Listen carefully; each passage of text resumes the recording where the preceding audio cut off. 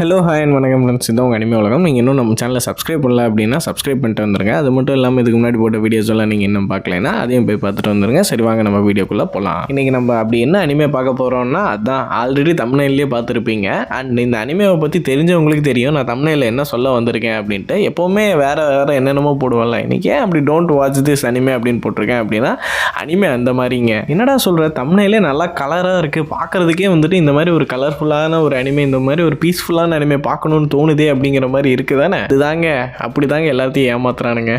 அதுக்காக இது ஒரு மொக்கையான அனிமே நான் சொல்ல வரல. இது ஒரு சூப்பரான தரமான ஒரு அனிமே. பட் மனது கொஞ்சம் வீக்காக இருக்குல்ல, அவங்கெல்லாம் இந்த அனிமையை பார்க்காம இருக்கிறது நல்லதுங்க. அண்ட் அதே மாதிரி மனதிடம் அதிகமாக இருக்குது அப்படின்னு சொல்லுவீங்கள்ல, உங்களுக்கான அனிமே தாங்க இது. என்ன தான் சைக்கலாஜிக்கல் ட்ராமாவாக இருந்தாலும் தாங்குவேன் அப்படிங்கிற மாதிரியான ஆளாக நீங்கள், உங்களுக்கான ஏற்ற அனிமே தான் இது. சரி, என்னென்னமோ கூவுற இந்த அனிமே எதை பற்றினாச்சும் சொல்கிறா அப்படின்னு கண்டிப்பாக கேட்பீங்க. ஓகே, ஹாப்பி பிளானட்னு ஒரு பிளானட்லேருந்து ஒரு ஏலியன் வந்துட்டு நம்ம கிரகத்துக்கு வந்துட்டு ஷிசுகா அப்படின்னு சொல்லிட்டு ஒரு சின்ன ஒரு ஸ்கூல் போகிற ஒரு பொண்ணை பார்க்குது. அண்ட் அந்த பொண்ணும் இந்த ஏலியனை பார்த்துட்டு இதுக்கு தேவையான ஃபுட்டெல்லாம் கொடுக்குறாங்க. அது மட்டும் இல்லாமல் இந்த ஏலியன் பார்க்குறதுக்கு ஆக்டோபஸ் மாதிரி இருக்கிறத பார்த்தோன்னே டக்கோபி அப்படிங்கிற பேரும் கொடுக்குறாங்க. இப்போ ஸ்க்ரீனில் தெரியுது இல்லைங்க, அந்த பிங்காக பார்க்கவே க்யூட்டாக அழகாக ஆக்டோபஸ் மாதிரி இருக்குல்ல, இதுதான் டக்கோபி. பார்க்க எவ்வளோ க்யூட்டாக இருக்குது. இதோட பவர்ஸ் அப்படிங்கிறது கிட்டத்தட்ட நான் எப்படி சொல்லலாம், டோரேமான் சீரீஸ் எல்லாருமே பார்த்துருப்பீங்க. டோரேமான் என்ன பண்ணுவார், அவரோட பாக்கெட்டில் வந்து நிறைய கேஜெட்ஸ் எடுத்து கொடுப்பார்ல, அதே மாதிரி தான் இது வந்துட்டு தன்னோட பிளானட் ஹாப்பி பிளானட்னு சொன்னல, அதே மாதிரி ஹாப்பி கேஜெட்ஸ் அப்படிங்கிற நிறைய வச்சுருப்பார். ஸோ இந்த ஹாப்பி கேஜெட்டெல்லாம் வச்சுட்டு வந்துட்டு இந்த உலகத்துக்கு வந்துட்டு ஹாப்பினஸை ஸ்ப்ரெட் பண்ணணும் அப்படிங்கிறது தான் இதோட மிஷன். இந்த உலகத்துக்கே ஹாப்பினஸ் ஸ்ப்ரெட் பண்ணுறதுக்கு முன்னாடி இதுக்கு ஹெல்ப் பண்ண ஷிசுகாக்கு ஏதாச்சும் பண்ணணும்னு பார்க்குது. ஆல்ரெடி இந்த ஷிசுகா வந்துட்டு ரொம்பவே உம்முனே இருக்காங்க. என்னடா இது, எப்படியாச்சும் ஷிசுகாவை சிரிக்க வைக்கணும் அப்படிங்கிறதா ஃபர்ஸ்ட் ஒரு டியூட்டியாக எடுக்கிறாரு. நிறைய இவரோட ஹாப்பி கேஜெட்ஸ் எல்லாம் யூஸ் பண்ணி பார்க்குறாரு. எதுவுமே வேலைக்காகிற மாதிரி தெரியல. என்னடா இது, எதுவுமே வேலைக்காக மாட்டேங்குது அப்படின்னு சொல்லிட்டு ஒரு நாள் ஷிசுகா கூட ஸ்கூலுக்கே போய் பார்க்கும்போது தான் தெரியுது அவங்க ஸ்கூலில் புல்லிங் ஃபேஸ் பண்ணுறாங்க. ஸோ அந்த புல்லிங்லேருந்து ஷிசுகாவை டக்கோபி காப்பாற்றுச்சா, இதுக்கு மேலே என்னென்னலாம் இன்ட்ரெஸ்டிங்காக நடக்க போகுது அப்படிங்கிறத தெரிஞ்சுக்கணும் அப்படின்னா இந்த டக்கோபிஸ் ஒரிஜினல் சின் அப்படிங்கிற மொத்தமாகவே 6 எபிசோடை கொண்ட ஒரு சூப்பரான ஒரு அனிமே சீரீஸை ட்ரை பண்ணி பாருங்கள். இப்போ நான் இதை பற்றி பேசின வரைக்குமே உங்களுக்கு டார்க்காக தெரிஞ்சிருக்காது. மிஞ்சி போனால் அந்த புல்லிங் அப்படிங்கிறது மட்டும்தான் கொஞ்சம் லைட்டாக டார்க் மாதிரி தெரிஞ்சிருக்கும். பட் நீங்கள் இந்த சீரீஸ்குள்ளேயே போய் பார்த்தீங்கன்னா தான் தெரியும் அவங்க எந்த அளவுக்கு ப்ரொஃபவுண்டாக இந்த எமோஷனல் காம்ப்ளெக்சிட்டி எல்லாம் ஹேண்டில் பண்ணியிருக்காங்க, எந்த அளவுக்கு அந்த சைக்காலஜிக்கல் த்ரில்லர் வைபை பிடிச்சிருக்காங்க.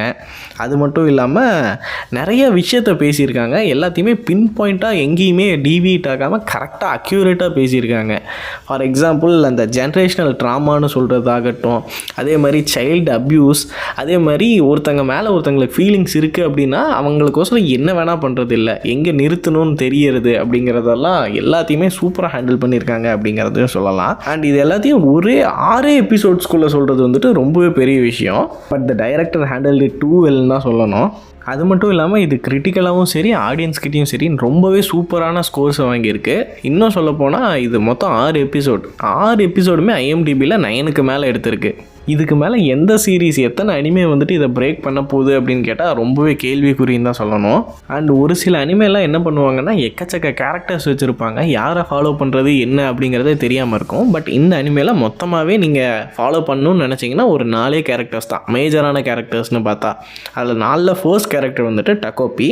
இந்த டக்கோப்பியை நான் பார்த்தவொடனே எனக்கு என்ன தோணுச்சு அப்படின்னா 2 இயர் எட்டர்னிட்டியில் நம்ம ஹீரோ இருப்பார்ல, எந்த ஒரு எமோஷனுமே இல்லாமல் பூமிக்கு வந்து கொஞ்சம் கொஞ்சமாக அவங்க எமோஷன்ஸ் எல்லாம் கற்றுக்கிட்டு கொஞ்சம் கொஞ்சமாக டெவலப் ஆகிற மாதிரி கிட்டத்தட்ட அதே மாதிரி தான் எனக்கும் தோணுச்சு. டக்கோபி இருக்குல்ல, இந்த டக்கோப்பிக்கு வந்துட்டு எதுவுமே ஃபர்ஸ்ட் ஆரம்பத்தில் வரும்போது தெரியல, ஷிசுகாவை ஹெல்ப் பண்ணோம், இது மட்டும்தான் இதுக்கு வந்துட்டு ஃபர்ஸ்ட் ஒரு குறிக்கோளாக இருக்குது.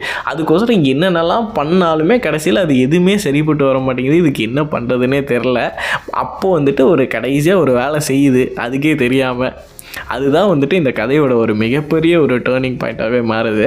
அதையும் நான் சொன்னாலும் சொல்லிடுவேன், பட் எதுக்கு இதுலேயும் பார்க்கணுன்னு சிலர் இருப்பீங்க, அதுக்கோசரம் அதை மட்டும் வச்சுருக்கேன் சொல்லாமல். அடுத்து நம்ம பேச போகிறது ஷிசுகாவை பற்றி. இவங்களுக்கு ஒரு ஸ்டாய்க்கான ஃபேஸ் தான், ரொம்பவே எமோஷன்ஸ் எல்லாம் வெளிக்காட்டுற மாதிரி ஆள் கிடையாது இவங்க.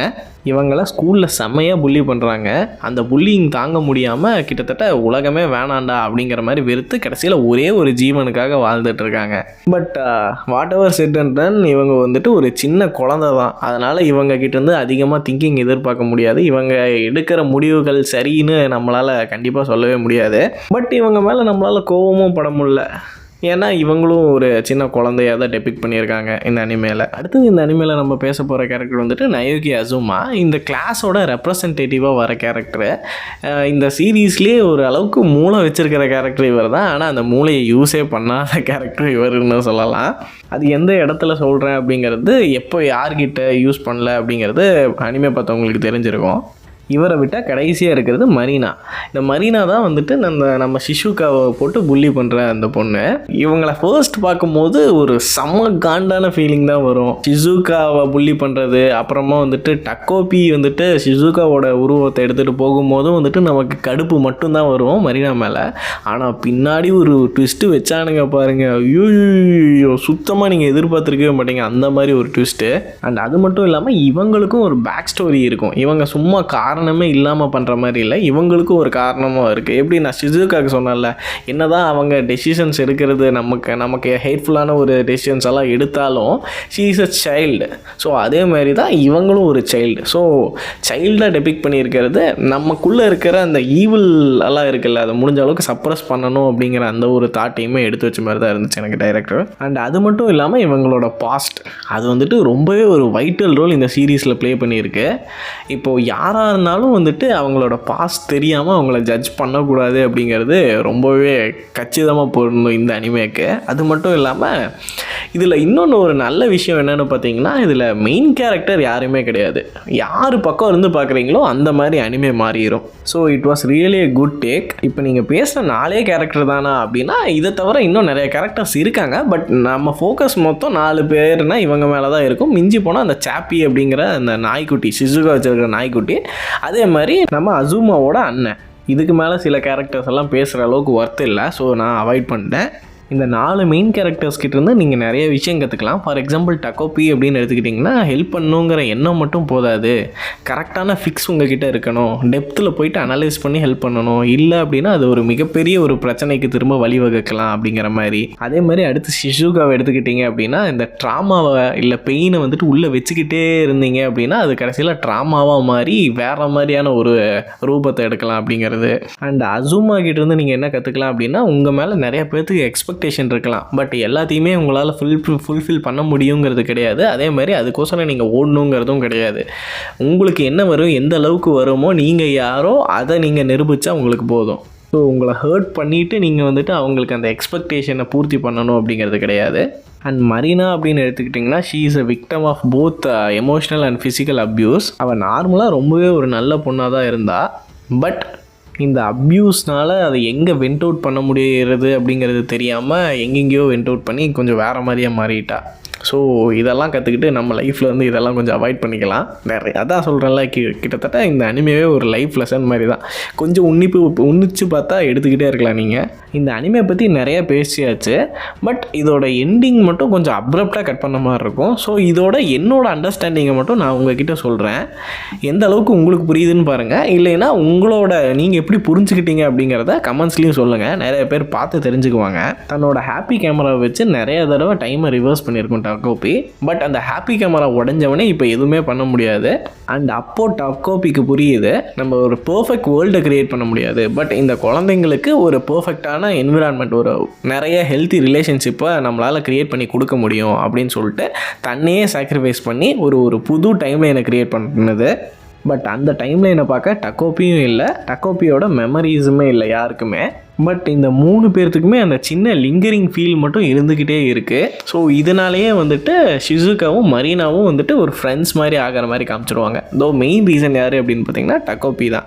இதோட சின்ன எக்ஸாம்பிள் சொல்லணும் அப்படின்னு பார்த்தீங்கன்னா, இந்த யுவர் நேம் பார்த்துருந்தீங்கன்னா தெரிஞ்சிருக்கும். கடைசியாக டாக்கி மிச்சோ 2 பேர்த்துக்குமே யாருன்னு மறந்துருக்கும். பட் அந்த லிங்கரிங் ஃபீலிங் ஹார்ட்டில் இருக்கிறதுனால கடைசியாக 2 பேரும் பார்த்து கேட்டிருப்பாங்க வாட்ஸ் யுவர் நேம் அப்படிங்கிற மாதிரி. அதே எக்ஸாம்பிள் தான் இங்கேயும் பொருந்தோம். அண்ட் கடைசியாக கருத்தாக எனக்கு பட்டது என்ன அப்படின்னு பார்த்தீங்கன்னா, இந்த ஒரு மேஜிக்கல் கேஜெட்டை வச்சு எல்லா பெயினுமே எரேஸ் ஒன்றும் பண்ணிட முடியாது. பட் அந்த பெயினோடு நம்ம எல்லாருமே வாழ கற்றுக்கணும் அப்படிங்கிற மாதிரி தான். ஒரு நல்ல அனிமே. நீங்கள் பார்த்துருந்தீங்க அப்படின்னா எப்படி இருந்துச்சுங்கிறத மறக்காமல் கமெண்ட்டில் சொல்லுங்கள். அவ்வளோதான் ஃப்ரெண்ட்ஸ், இந்த வீடியோ உங்களுக்கு பிடிச்சிருக்கும்னு நினைக்கிறேன். பிடிச்சிருந்தால் மறக்காமல் like, share, comment and subscribe எல்லாமே பண்ணுங்கள். அடுத்து நிறையா பண்ணலான்ட்டு இருக்கோம். ஸ்ட்ரீம் இது பண்ணலாமா, லைவாக கேம் ஸ்ட்ரீம் பண்ணலாமா, உங்கள் ஒப்பீனியன் என்ன அப்படிங்கிறத முடிஞ்சால் கமெண்ட்டில் போடுங்க. இல்லைன்னா நான் வந்துட்டு தனியாக போடுறேன் இதை பற்றி, அதில் என்ன அப்படிங்கிறதையும் சொல்லுங்கள். அவ்வளோதான் ஃப்ரெண்ட்ஸ், பை பாய்.